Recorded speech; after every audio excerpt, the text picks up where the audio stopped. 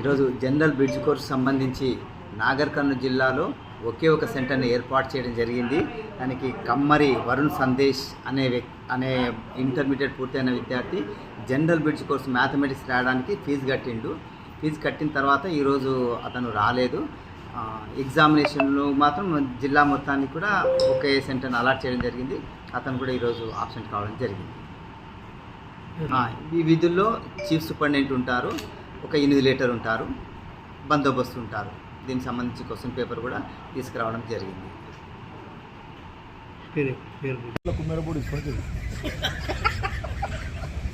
కుమ్మేర ఊరు చూపించాలన్నాడు వాడు.